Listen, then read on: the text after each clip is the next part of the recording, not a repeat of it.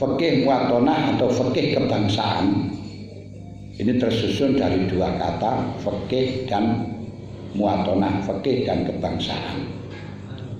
Ma'wal fikhu wa ma'adrakamal fikhu. Kita tahu fikih itu adalah ahkam syar'iyyah al-amaliyah al-mutasabu min adillatihah at-tafsiliyah, yaitu suatu hukum-hukum syar'iyyah yang diamalkan, yang didapatkan, yang dihasilkan dari beberapa dalil yang secara terperinci. Muwatonah,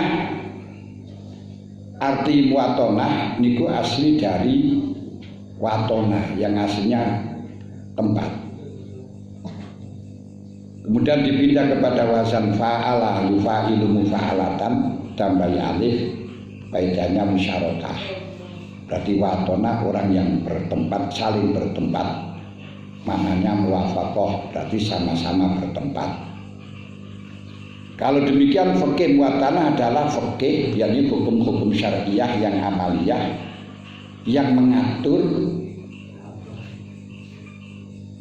antara hubungan satu watin, satu muwatin itu satu penduduk, satu dengan penduduk yang lain, dengan tanpa memandang nasabnya, tanpa memandang agamanya, tanpa memandang sukunya, tanpa memandang bahasanya, yang disebut dengan fikih muwatonah. Berarti fikih muwatonah hukum-hukum syariah yang diamalkan di antara penduduk dari sisi penduduknya, bukan dari sisi keturunan, bukan dari sisi agama, bukan dari sisi suku, bukan dari sisi bangsa, dengan berbeda beberapa agama, berbeda budaya, berbeda bangsa, yang nanti hukum itu dihasilkan dari beberapa dalil-dalil yang secara detail. Kemudian wadiknya siapa? Wadiknya fikih muwatonah, yang jelas fikih muwatonah ini yang meletakkan ya para mustahid kekinian, atau kalau gak bisa dikatakan mustahid ya rasikhuna fil ilmi gitu saja. Karena terus terang fikih muwatonah itu fikih yang baru yang belum pernah dirumuskan pada ulama salaf. Oleh karenanya banyak sekali permasalahan-permasalahan yang ada di dalam fikih klasik ini diterapkan pada fikih muwatanah nggak cocok. Nah, dengan tidak cocok ini nanti apakah nanti bertentangan dengan syariat apa tidak, bertentangan dengan fikih klasik atau tidak, ini yang kita bahas di situ. Titik temunya di mana? Sebenarnya antara fikih muwatonah dengan fikih klasik itu ya tidak bertentangan, cuman berbeda di dalam objeknya.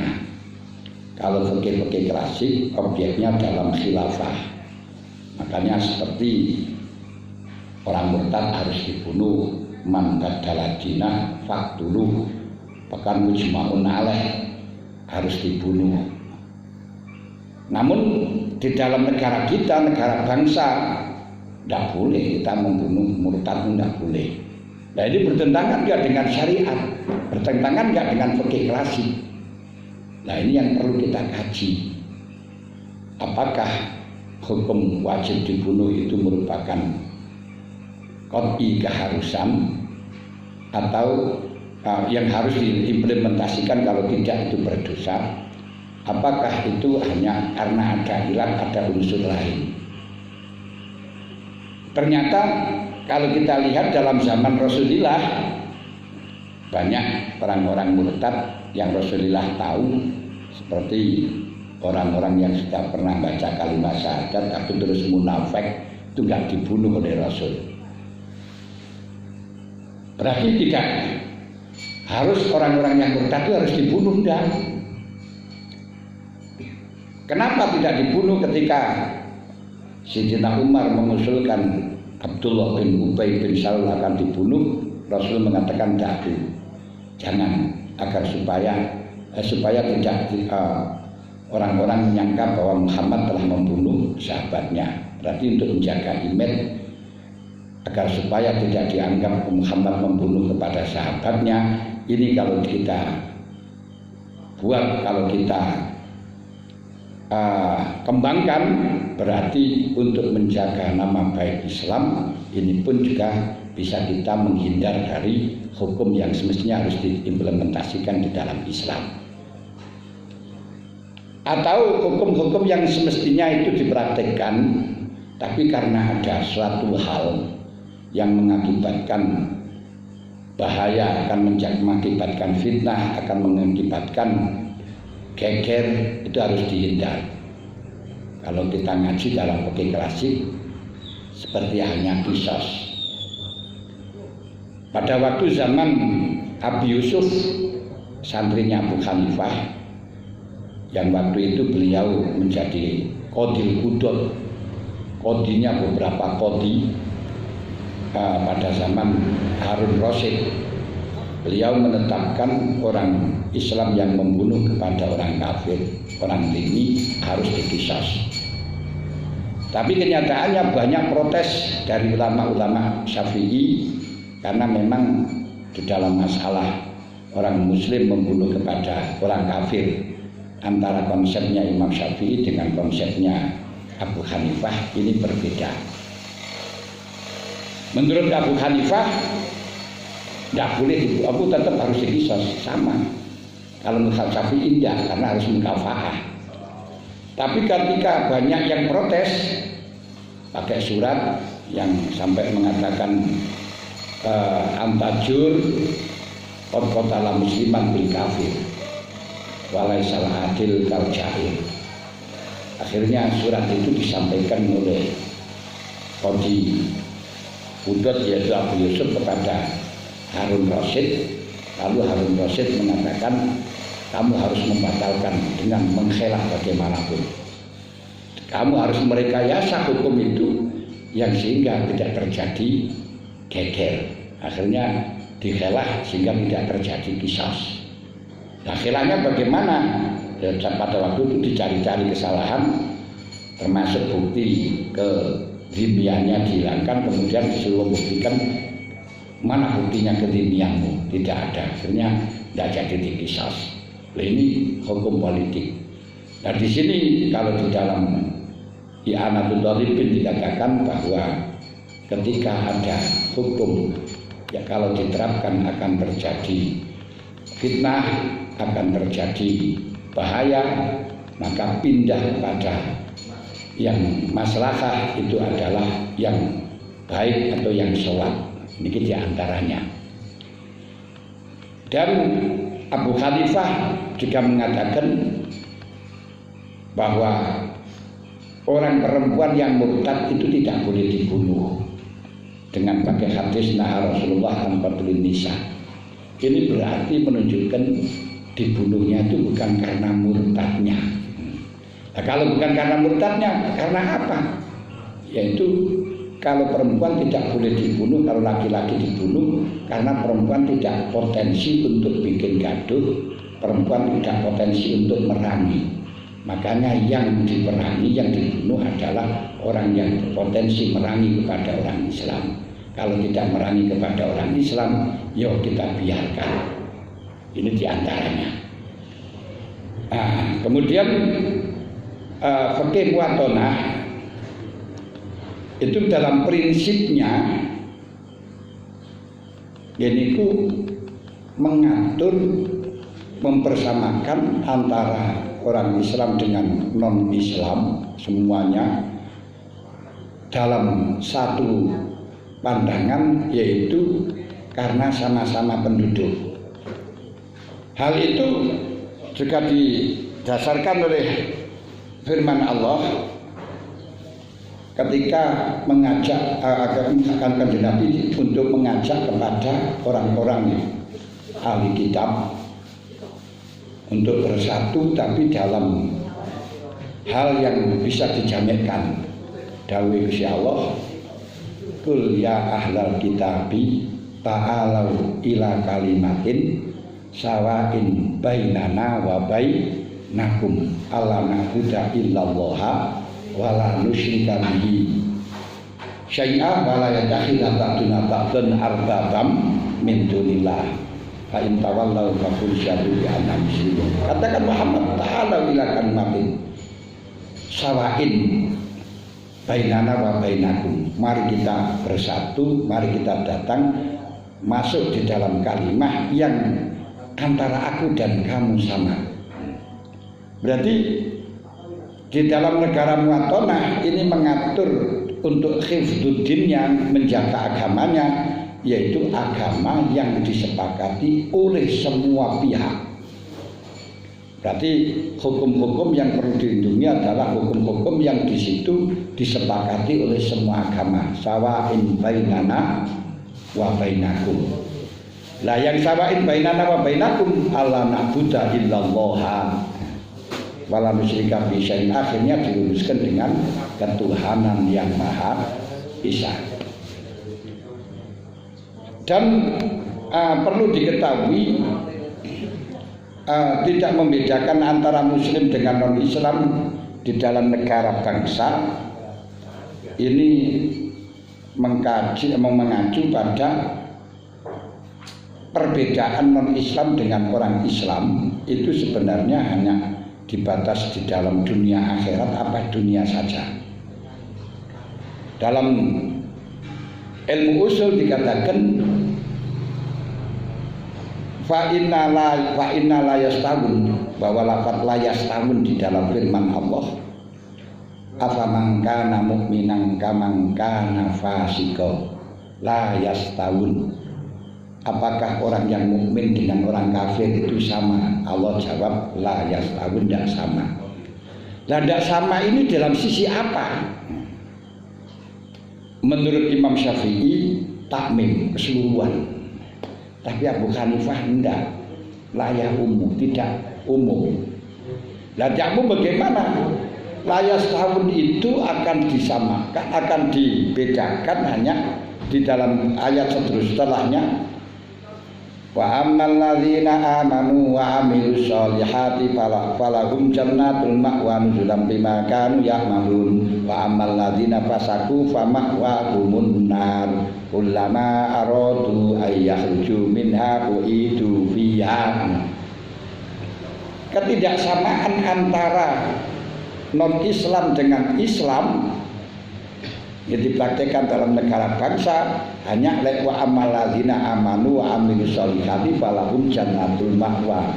Kalau wa amal ladzina kafaru wa amil ladzina fasaku fa ma'wahumun nar, itu urusannya di akhirat. Kalau urusan di dunia sama. Makanya ketika Nabi Ibrahim alaihissalatu wassalam minta kepada Allah untuk mendapatkan negara yang aman, Rabbi ij'al hadza baladan aminah, minta rezeki negara yang aman. Tidak minta negara yang khilafah, negara Islam, tidak ada. Rabbi ij'al hadza baladan aminah. Dan Nabi Ibrahim malah justru mengususkan agar supaya yang dikasih rezeki baladan aminah warzul ahlahu minas samarati man amana billahi wal yaumil akhir. Hanya warzuqah lahum minas sama, penjenengan kasih rezeki dengan rezeki yang berlimpah-limpah, tapi man amana billah wal yaumil akhir. Apa kata Allah? Qala wa man kafara fa umattihi qalila summa addaru ila adzabin nar wa bisal masir. Tidak Ibrahim, orang-orang yang non-Islam, orang-orang yang kafir ini berhak mendapatkan kenikmatan. Fa umat liuhu. Tapi qalilah ini bagaimana? Qalilah ini aifid dunia. Makanya di dalam urusan kenikmatan di dunia, karena dunia bukan darul jaza, bukan darul sawab, antara muslim dengan non-muslim sama. Ini yang harus kita akui, jangan kita minta lebih yang kemudian mereka disuruh bayar pajak kepada orang Islam dan lain sebagainya. Lah adapun yang ada di dalam fikih klasik hatta yutul jizyata ayati wa hum syahirun, dalam ayat itu bahwa itu di dalam negara yang memang tempatnya itu miliknya orang Islam. Nah kalau di situ miliknya orang Islam, sudah barang tentu orang yang masuk di miliknya orang lain ya harus bayar pajak, ya harus tunduk dengan yang memiliki. Di Indonesia ini bukan milik orang Islam, tapi milik bersama-sama orang yang bertempat di Indonesia, yaitu orang yang menempati di sini. Ini. Nah, karena haknya adalah orang-orang yang berada di sini, berarti semuanya manusia di sini butuh kemerdekaan, butuh keamanan, semua baik Islam dan non-Islam. Itu nanti dalam buku kedua ini nanti akan dibicarakan tentang toleransi dan sebagainya, yang diantaranya Rasulullah sangat menghargai kepada orang-orang non-Islam. Di antaranya waktu Rasulullah duduk bersama sahabat, lalu ini hadis sahih, hadis sahih Muslim, hadis sahih Bukhari. Kemudian lewatlah jenazah, lalu Rasulullah ngajak semuanya berdiri. Terus dibilang oleh sahabat, hadza janazatu, hadhihi janazatu ahlil ardi, ai lima. Ini jenazah wong kafir nih. Kanjeng Nabi, apalah takunu nafsan, apakah ini bukan manusia? Ini Kanjeng Nabi walaupun toh niku wong kafir menghormati karena manusia. Jadi yang perlu kita cari. Kenapa kok kita perlu merumuskan atau perlu mengaji kitab fikih kebangsaan?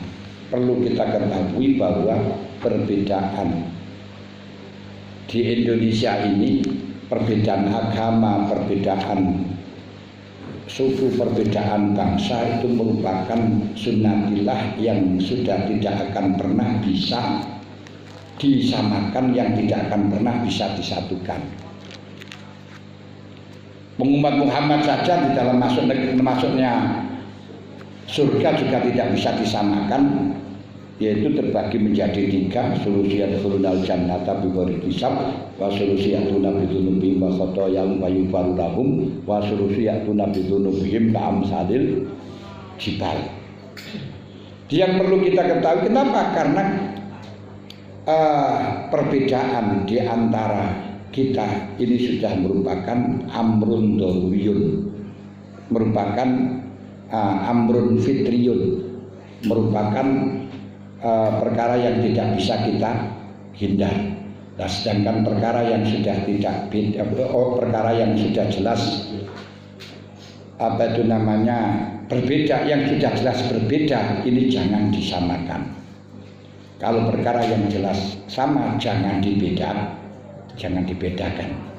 Karena kalau kita akan mempersamakan perkara yang beda, tidak akan pernah bisa, atau menyamakan atau membedakan perkara yang sama, tidak akan pernah bisa.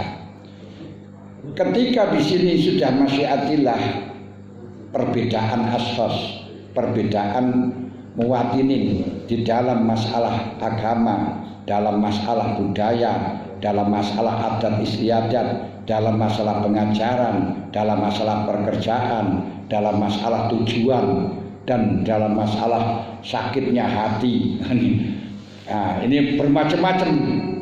Ini sudah merupakan sunnatillah, tidak bisa kita satukan, dan itu sudah dijelaskan oleh Allah Ta'ala, walau sya'allahu la ja'alakum ummatan wahidah walakin yablakum fima atakum wastabiqul khairat. Umpama Gusti Allah mengendaki akan dijadikan satu umat. Walau sya'allahu la ja'alakum ummatan wahidah, ay walau sya'allah ay ja'alakum ummatan wahidah la ja'alakum muha, ay jama'atan mutafiqatan ala syariatin wahidatin fid dolal, akan dijadikan satu syariat. Tapi walakin liyabluwakum fima atakum, dijadikan perbedaan semacam ini untuk menguji kepada kita semuanya. Wong dadekno pinter kabeh ya akhire yo geger kok. Dadekno bodho kabeh yo geger, sugih kabeh yo geger.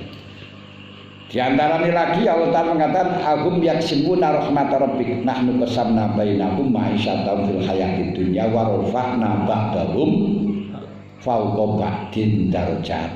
Satu dengan yang lain akan diangkat derajatnya daripada yang lain.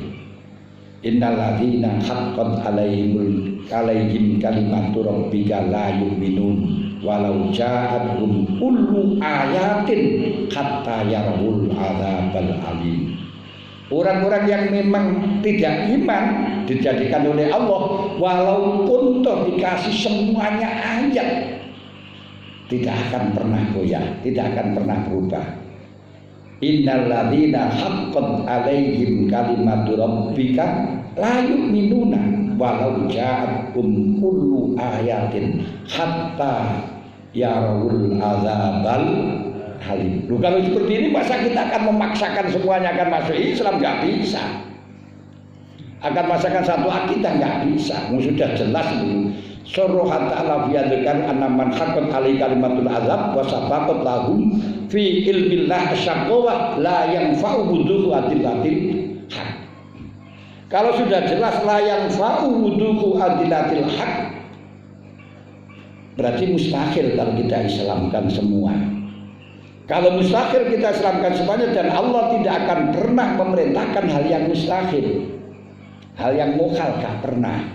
Karena la yukallifullahu nafsan illa wus'aha. Kalau nanti orang-orang non Islam harus dibunuh dan seterusnya dibunuh, nah ini akan terus perang gak selesai. Dalam ayat lain dikatakan wa ma tughnil ayatu wan nuduru an qaumil la yu'minun. Tidak akan pernah ayat-ayat dan nuzul itu warning. Nah, itu warning itu peringatan, ancaman tidak akan pernah bisa mencukupi dari kaumin la yu'minun. Ini bukan berarti kita akan mengajak apa itu namanya putus asa, enggak. Nanti ada etika-etika yang jelas kita gak bisa memaksakan semuanya itu jadi satu. Kalau semuanya dipaksakan jadi satu tidak bisa, maka bukanlah kita berarti harus menyamakan, enggak, tapi kita carikan solusi untuk persamaan di antara mereka, bukan cari perbedaan. Kalau kita mencari perbedaan, maaf, tidak mencari perbedaan, orang Islam sendiri pun kalau kita cari perbedaan akan selalu geger. Nah, ini Jawa Gusmus nih kok, kalau kita mencari perbedaan antara mukmin karo muslim, iki akan geger karena apa? Karena beda Tuhannya.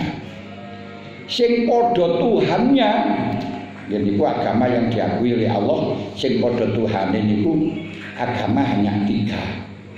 4 dengan Islam. Nah, niku sing didhawuhna kali Gusti Allah, innal ladzina hadu wan nasara wasabiina man amana billahi wal yaumil akhiri wa amila sholihan falahum jannatul ma'wa. Wa amal sholih falam ajrum inda rabbi wala khaufun alaihim wala hum yahzanun. Iku ya alladzina hadu wan nasara wasabiina. Kene sing man amana billah.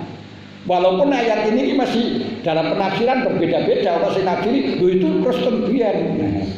Nah, itu orang-orang dulu, tapi banyak yang nafsir ya tidak dulu ya sekarang. Al-Qur'an berlakunya ya sekarang, tidak dulu. Jadi wong Yahudi, wong Nasrani, Sobiin kalau di situ amana billah wal yaumil akhir wa amila sholihah falahum ajruhum inda rabbihim wala khaufun alaihim wala hum yahzanun. Jaminan ayat niku pernah dimasailkan di langitan. Ya memang beda takdir bagi orang yang masih mengatakan sing bener Islam kok. Lah Pokoknya gak Islam gak bisa. Itu yo menafsiri ayat itu untuk orang-orang dulu. Nah, kalau sekarang enggak, walaupun toh ahli kitab selama di situ masih konsisten masih bisa. Nah, dengan catatan ya iman kepada Nabi Muhammad dan Sunnah, itu ya masih bisa masuk surga. Ini masih perbedaan pendapat dari ahli tafsir itu sendiri. Kalau kita teruskan perbedaan, misalnya beda Tuhan itu podo pengirani beda nabi nih, ya geger maneh. Kalau kita cari perbedaan, siji Nabi Muhammad, siji Nabi Musa, siji Nabi Isa. Nanti podo nabi ini ya gak geger. Nabi ini Nabi Muhammad tapi beda mazhabi. Podo mazhabi siji Hanafi, siji Syafi'i, geger.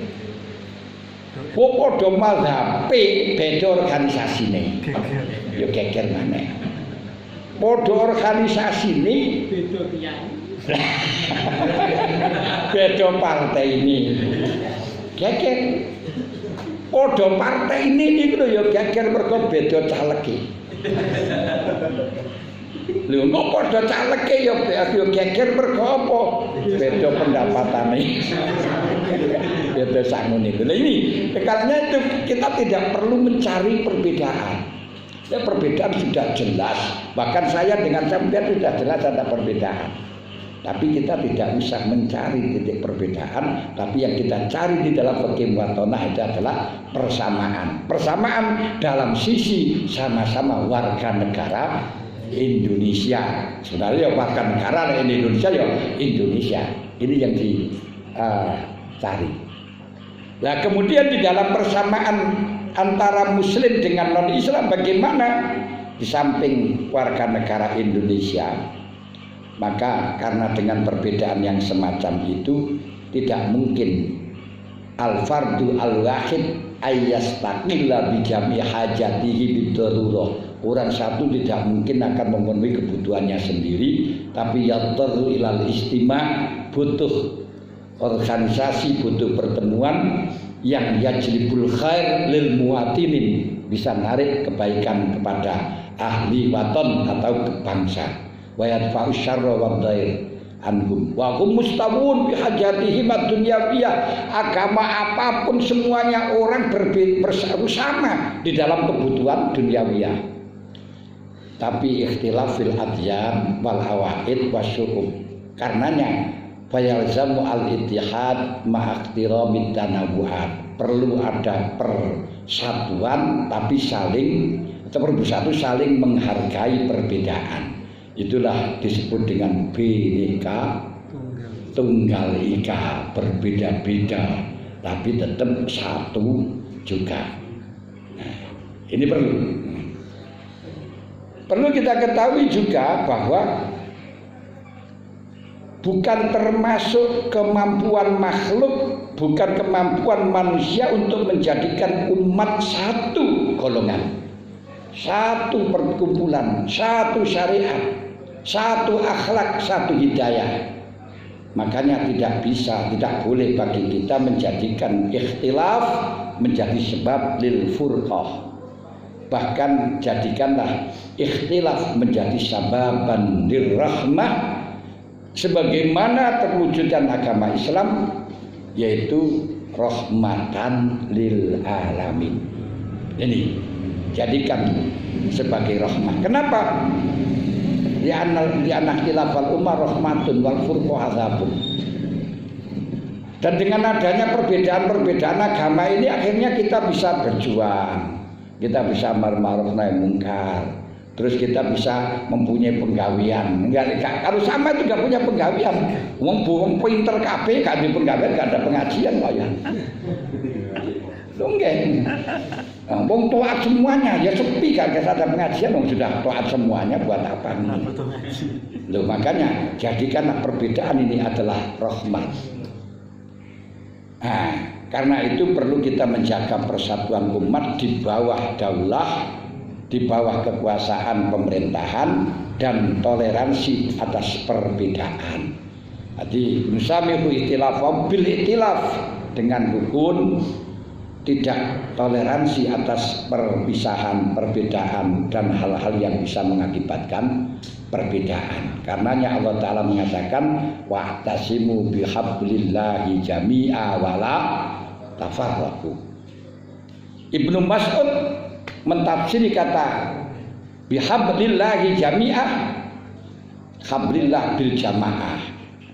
Sebabnya dawuh Allah, dawuh kanjeng Nabi alaikum bil jamaah fa inna hablullah alladzi amarallahu bihi. Diwaktasimu bihablillahi jami'ah yakni bil jamaah. Wa anna ma takrahuna fil jamaah wa tu'a khairun mimma tuhibbuna fil furqah. Jadi kesulitanmu, kesusahanmu, ketidaknyamananmu di dalam pertemuan di dalam jamaah dan di dalam to'ah itu masih lebih baik daripada kesenanganmu di dalam furqah, di dalam perpecahan. Kamu senang di dalam menang, sugih, kaya raya, tapi terjadi perpisahan, perpecahan. Iki sih lebih baik kita susah tapi rukun, tapi bersatu.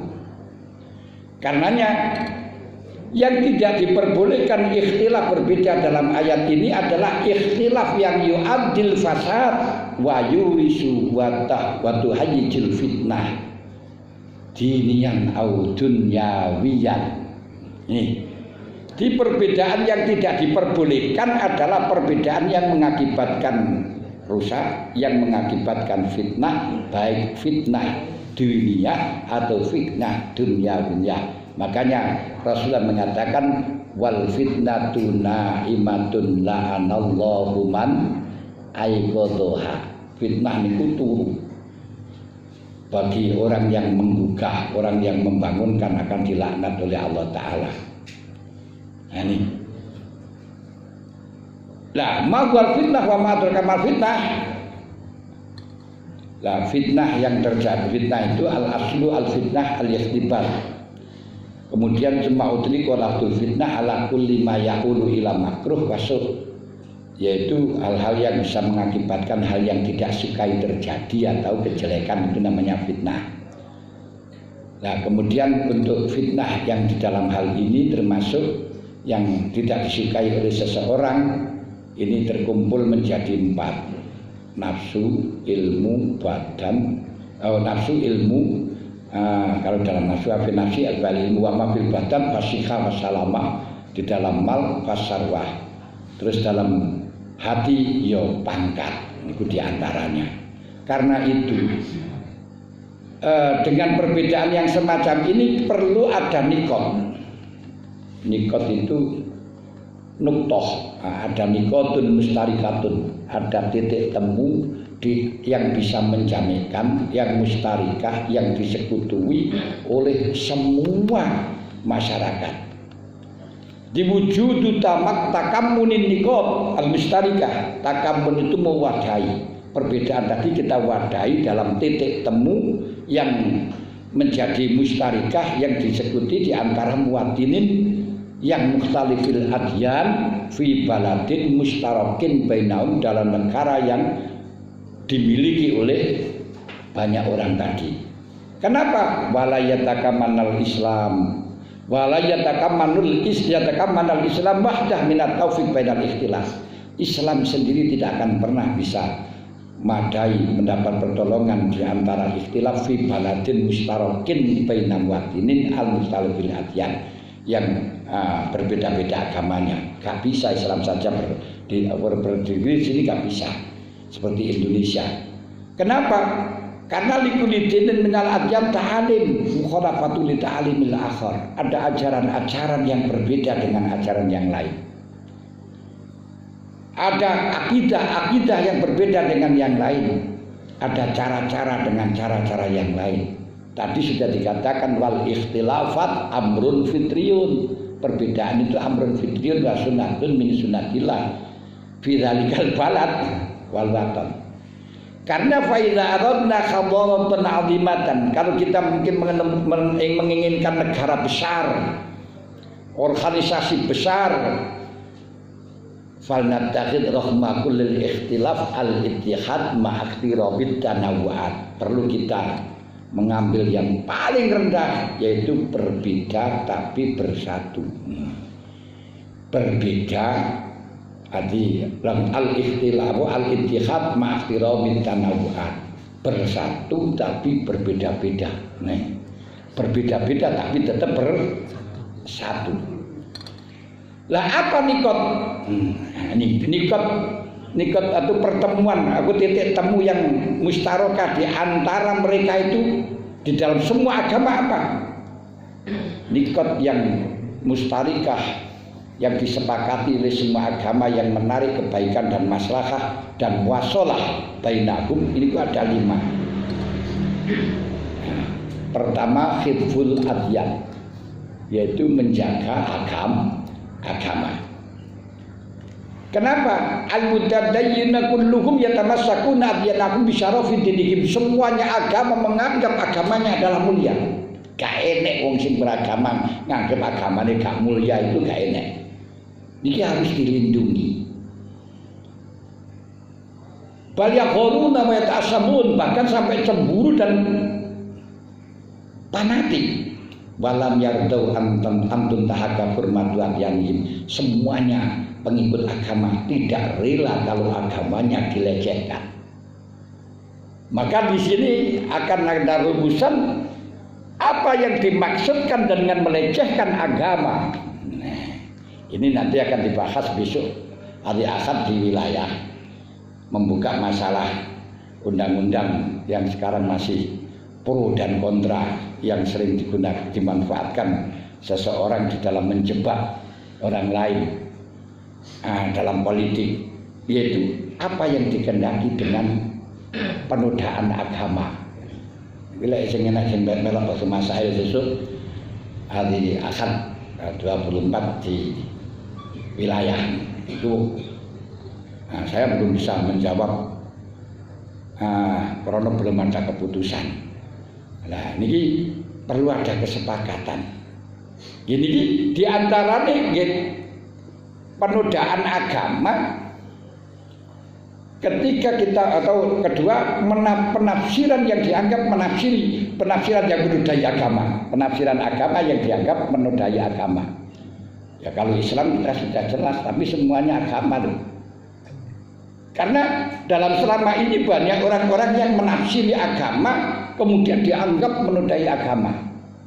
Contoh saja seperti Gus Roy melakukan sholat dengan sholat berterjemah dengan diterjemah, itu dianggap menodai agama. Penafsiran menodai agama yang akhirnya dipenjarakan. Ini bagaimana semacam ini? Makanya perlu ada rumusan. Penafsiran yang dianggap menodai agama itu bagaimana? Nah, termasuk contohnya Ahok barang niko nafsiri ayat ngoten niko. Jadi itu sulit ini. Terus yang dikehendaki dengan apa itu melecehkan agama bagaimana, terus penafsiran yang dianggap menodai agama bagaimana? Ini berarti kalau menodai agama ini itu menodai yang agama yang disepakati oleh semua, sesuatu yang disepakati oleh semua agama.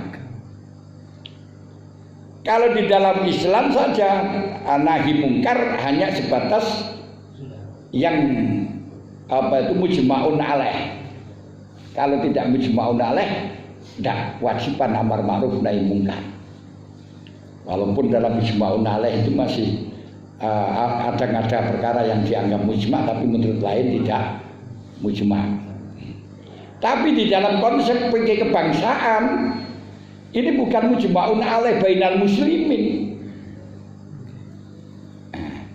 Nah, terus perbuatan apa aku yang dianggap melecehkan? Wah, ini besok juga akan dibahas. Tapi angan-angan saya adalah suatu perbuatan atau perkataan yang menyinggung perasaan orang-orang beragama atau bisa mengakibatkan permusuhan. Niku sing bisa diamini iki antara nih lek penafsiran masuk tinggi 5 ini. Kenapa kok ditafsiri dengan perkataan dan perbuatan yang atau perbuatan melakukan atau menyamai agama lain yang bisa mengakibatkan permusuhan. Sebab kalau tidak dikatakan perkataan dan perbuatan, sekarang ini banyak orang-orang yang melecehkan agama tapi bukan dengan perbuatan. Seperti tidak sholat, itu gak melecehkan agama itu. Tidak poso, dia melecehkan agama, tapi kan nggak bukan kegiatan gitu loh.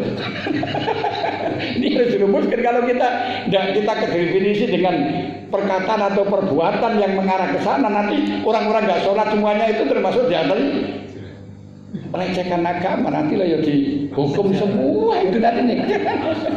Loh, tinggi juga. Wah, ini mungkin ya orang-orang kita yang banyak sih di penjara kan. Musuh radikal kelas nih. Loh, tinggi gila nih. Tapi ini sih belum clear. Itu akan dibahas dan setelahnya dibahas di dalam wilayah itu masih diusulkan di DPR. Nanti bagaimana ini apanya DPR itu anunya. Niki sing angel iki kok. Masyaallah. Yang jelas tadi nikat satu hibdul adyan. Nah, hibdul adyan ini kalau apakah hibdul dinil Islam? Apa hibdul adyan? Hibdul adyan ini dalam Indonesia juga rancau. Rancaunya bagaimana? Biar tidak terjadi penodaan agama. Dulu itu, kalau tadi sudah saya sampaikan, kalau agama Sawawi ada 4 yang disebutkan dalam Al-Quran: Islam, Yahuda, wa Nasara, wa Sabi'in, yaitu Al-Quran, Taurat, Zabur, Injil. Lek Majusi masih khilaf, tapi dalam Al-Quran nggak disebutkan. Cuman di Indonesia kalau dulu ini 5, terus ditambahi oleh Gus Dur 1, Konghucu menjadi 6. Sekarang menjadi bias. Tambah mana? Islam kepercayaan. Aku bukan Islam, agama kepercayaan. Kenapa kok dikasih agama kepercayaan? Karena agama itu sudah berjalan sebelum ada Islam di sini. Dan di situ kalau dikatakan agama Islam, kemelecehkan. Orang Islam mengatakan karena mukhalifun lima ajma'alil ulama.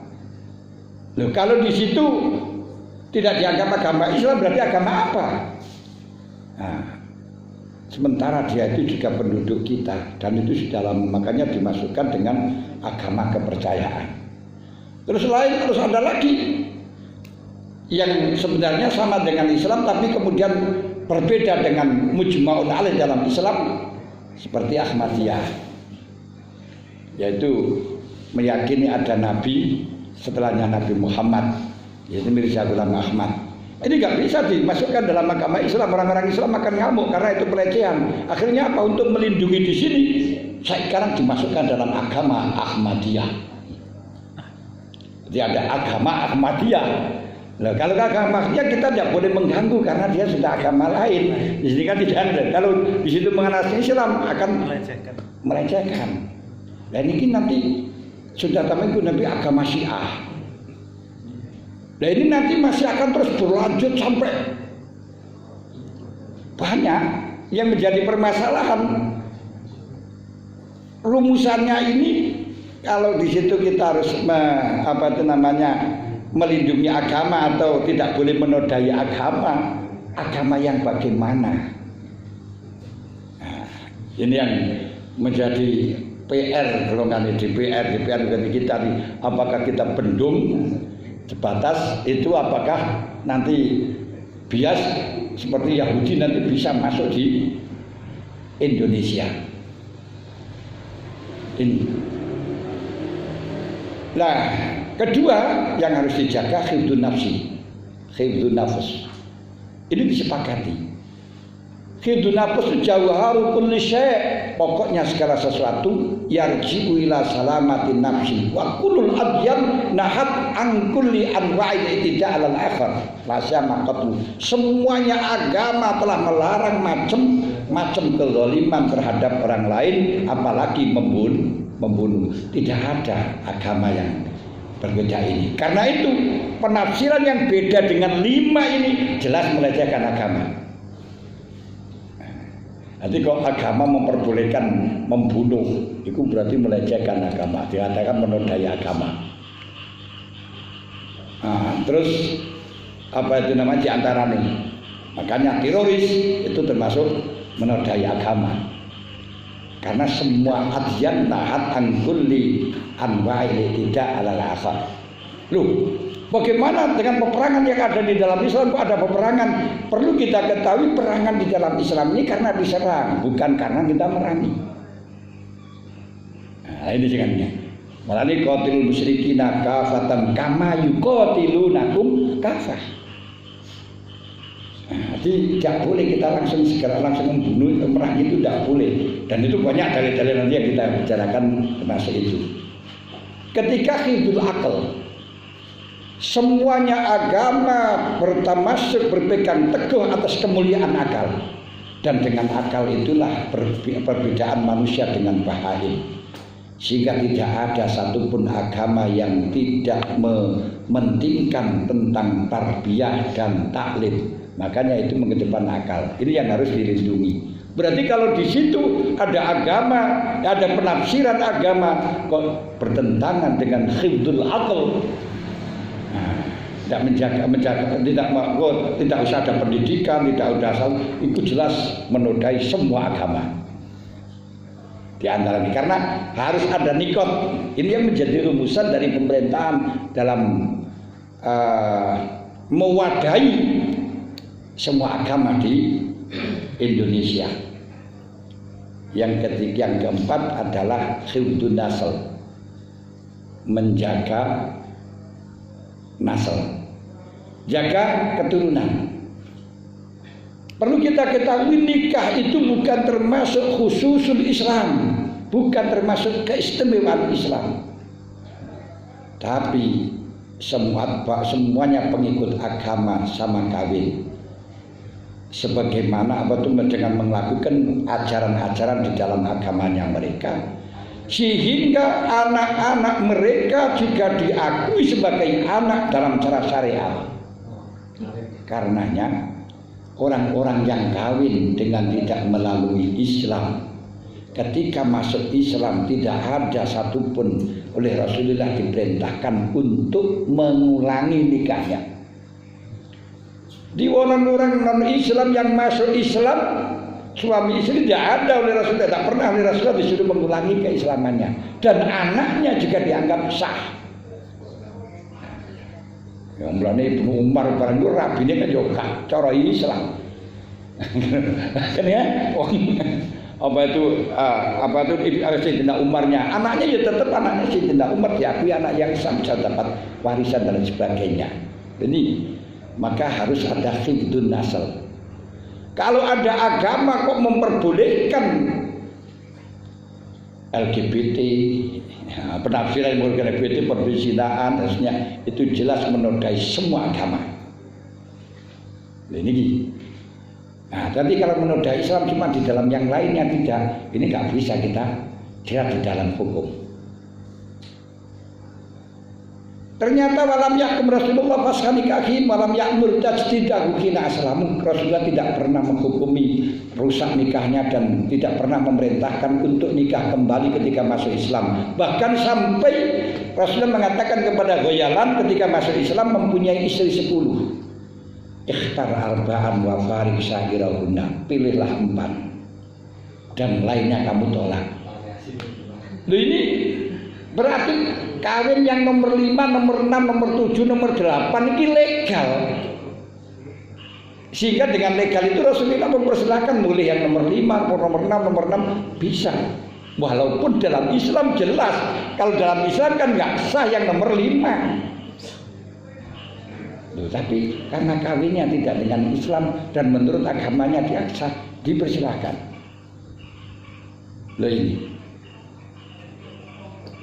Selama tidak apa itu namanya minta hukum kepada kita. Bahkan sampai toleransinya bahwa zaman Abu Bakar, zaman Sayyidina Umar mengetahui orang-orang Majusi kawin dengan mahramnya, beliau diam tidak melarang enggak. Kenapa? Ya karena agamanya bukan Islam, gitu saja. Lah kalau di situ kurimat alaikum ummatukum wa banatukum wa banatukum itu kan Islam. Loh ini yang harus kita pahami. Makanya fikih kebangsaan agak lebih sulit dibandingkan dengan fikih-fikih yang klasik yang memang notabene di negara Islam. Nah, ini negara bangsa harus mengumpulkan keseluruhannya umum. Nah, makanya di dalam hadis ikhtar arban wa farisairahunna fi Dawud wala Anas bin Haris aslamtu wa tahti sama niswatin. Anas bin Haris itu masuk Islam mempunyai 8 istri. Fa itu Nabi sallallahu alaihi wasallam wa qultu lahu dzalik. Saya sampaikan kepada Rasulullah, dia mengatakan ikhtar arba'an min guna, pilihin 4, yang lainnya kamu tolak. Watara Rasulullah Sallallahu an kaifiyatil akdi. Rasulullah tidak bertanya bagaimana akadnya, bersamaan apa gentenan, tidak tanya. Hal aqada alaina ala tartib aw aqada alaina daf'atan wahidah. Berarti dengan dalil, dengan itlaknya dalil ini Rasulullah tidak menanyakan, menunjukkan tidak ada perbedaan antara akad bersama atau tidak bersama. Yang nomor pokok boleh milih. Nah, ini jangan wah ini fathal qorib nggak boleh, lah itu lain lagi. Nah, ya orang Islam nggak boleh. Nah, ini bukan orang Islam kok. Seperti orang Kristen. Kalau ada anak dampit itu satu paket kembar laki-laki dan wanita, itu katanya jodoh dari sana, makanya harus dijodohkan. Satu kandung, berarti sudah dikasih jodoh dari sana, itu harus dikawinkan. Nah, itu orang Nasrani semacam itu, orang Kristen. Nah, ini bagaimana kita? Ya sudah, anaknya ya tetap jalannya anak. Umpama masuk Islam, lah baru selalu suami kakak adik yang masih tetap di dalam Islam, kembar ini nanti akan dipisahkan kalau dalam masalah Islam. Nah, tapi untuk apa yang dilakukan di dalam waktu non Islam no problem, karena kul iyan tahu yughfar lahum ma qad salaf. Katakan Muhammad, kalau dia sudah berhenti dari perbuatannya itu dan dia masuk Islam, yughfar lahum ma qad salaf. Gitu loh. Nah ini perlu kita pahami. Yang kelima yaitu hifdzul ird, menjaga harga diri. Semuanya manusia, semuanya agama ini kewajiban untuk menjaga karomatu Bani Adam yang patut dimuliakan, yaitu sebagai makhluk yang paling mulia, sebagai makhluk yang paling mulia. Ini kemudian bagaimana dengan konsep fikih muwatonah ini? Kalau gitu apakah tidak bertentangan dengan dalil Al-Quran, bertentangan dengan hadis? Perlu kita ketahui bahwa Rasulullah Sallallahu Alaihi Wasallam telah mempersilahkan mempersatukan dalam piagam Madinah dengan pemerintahan dengan orang-orang Yahudi, sehingga orang-orang Yahudi tidak menyerang kepada Nabi Muhammad. Jadi alaqah baina aqdil muatin baina ladhi yumkinu ala sawi dawair manut lebun syar'an itu diperintahkan oleh syarak marhubun teman ka hakil hayat wal adalah wal musawah wal huriyah. Di antarane dawuh Gusti Allah itu saling tolong menolong. Dawuh Gusti Allah masuk di dalam saling tolong menolong antar satu dengan yang lain. Dawuh wala yajrimannakum sana'anu qaumin an saddukum anil masjidil haram antaqtadu wa ta'awanu 'alal birri wat taqwa wa la ta'awanu 'alal ismi wal udwan wattaqullaha innallaha syadidul iqab. Ayat ini diturunkan untuk alaqah persambungan antara musyrikin yang muharibin, yang merangi. Ternyata di situ jangan sampai kebencianmu kepada kaum yang menghalang-halangi engkau di dalam Masjidil Haram untuk menggeret engkau melakukan tidak melakukan kezaliman, tapi saling ta'awunlah alal birri wat taqwa. Kalau di situ bal alaqah bainal musyrikin yang muharibin saja diperbolehkan, bagaimana tidak boleh alaqah bainal muwaddinin al musalimin yang sama-sama rukun. Nah ini kait dalil boleh kita bersama antara muwaddinin semacam ini, karena dalam Al-Quran sendiri Rasulullah dipersilahkan untuk alaqah di antara muharibin, orang-orang kafir harbi, agar tidak saling mengganggu. Ini wala yajrimannakum sya'ana'an qaumin an saddukum 'anil masjidil harami anta tadu. Jangan sampai kebencianmu terhadap kaum karena menghalang-halangi engkau dari Masjidil Haram ini menggeret engkau untuk bertindak i'tidal. Tapi wa ta'awanu 'alal birri wat taqwa wala ta'awanu 'alal ismi wal udwan. Urusan ismi dan jangan melok-melok, jangan ikut-ikut. Tapi kalau yang bir dan takwa tetap kita harus bersatu. Yang perlu digarisbawahi bahwa di sini ada alaqah nusilat bil alaqah bainal musyrikin al muharibin. Terus dalilnya wa kaifa la yajuzu ma'al muwaddinin al musallimin. Lewat kamu kafir ora. Terus diantara dawuh Gusti Allah, la yanhakumullahu 'anil ladzina lam yuqatilukum fid dini wa lam yukhrijukum min diyarikum an tabarruhum wa tuqsitu ilaihim.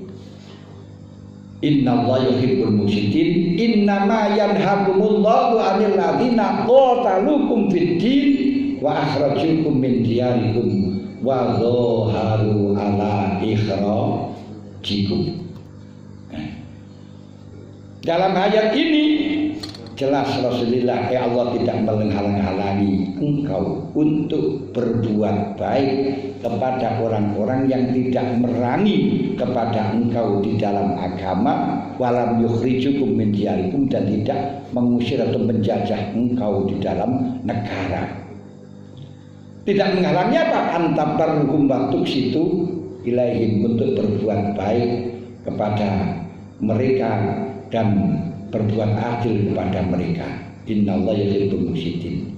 Yang dilarang oleh Allah, innama yanhakumullah 'anil ladzina qatalukum fid din, kalau dia merangi agamamu, wa akhrajukum min diyarikum, dan mengusir kamu dari negaramu, wa zaharu ala ikhrajikum, dan dia membantu untuk mengusir kamu, maka dilarang antuwalluhum, kamu berkasih sayang dengan mereka. Juga termasuk cinta dalam kelahiran, sangat nampak sekali bahwa Rasulullah Sallallahu Alaihi Wasallam mahabbah dengan tanah kelahirannya, sebagaimana hadis yang diriwayatkan oleh Bukhari ketika Rasulullah datang dari bepergian, panadzara ila judranil Madinah awda'a khilatahu wa ikan latabi harokah. Ketika Rasulullah sudah melihat dinding Madinah, batasan Madinah, meletakkan kendaraannya. Kalau dia di atas kendaraan, dia menggerak-gerakkan kakinya karena cinta. Al-Hafidz Ibnu Hajar Al-Asqalani dalam syarahnya mengatakan, ya hadis ini wafil hadis dilalatun ala fadlil Madinah wa ala masyru'iyati qubbil waton, cinta tanah air. Katakan watiba as-salimah tasubul firaq minal waton asyaddu minal qatli. Orang yang punya akal sehat ini akan merasa sulit, akan merasa susah meninggalkan tanah kelahiran, lebih susah dibandingkan harus dibunuh. Makanya kama fasara qaul ta'ala wal fitnatu asyaddu minal qatl. aisyikukum fil haram asyaddu qabhan fala tubaru bi kitabin fi anna irtikabul qabil tabil akhir bahwa murakhasun lakum wa yukafaru ankum awil miklah alat yubtatan bil isam ka ikhrajin minal waton al mukhib li tiba salima ashabu minal qatli atau fitnah yang dimaksud di situ adalah dikeluarkan dari tanah kelahiran, dikeluarkan dari bangsa yang dicintai. Ini lebih sulit, lebih susah dibandingkan qatli. Kenapa? Lidawami ta'abiha wa ta'allumin nafsi biha. Mengkolek diusir itu akan selalu lama-lamanya susah terus, dan hati kita selalu terus terpukul. Sebab ini kan wis entek. Malah ini dikatakan laqatlun bi khatti sayfin ahwanu mauqian ala nafsi min qatli bi khatti firaqin. Lebih baik aku mati di tanganmu daripada lebih baik aku mati dengan pedang daripada mati dengan pisah dengan karena kamu. Lebih baik aku kau bunuh daripada aku mati dengan kau tinggalkan, dengan pisah dengan kamu. Ini kata romantis. Kata romantis. Lagi daripada kita mati dengan dibunuh atau mati dengan ditinggal, kalau mati ngenes, lebih baik kita mati dengan pedang. Lho teng iki.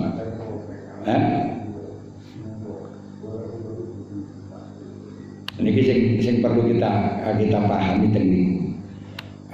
Niki diantaranya dasar-dasar dari fikih muwatonah. Makanya saya ulangi di sini agar kita nanti tahu bahwa yang kita bahas ini fikih muwatonah, yang berarti fikih yang mengatur hubungan antar satu penduduk dengan penduduk yang lain.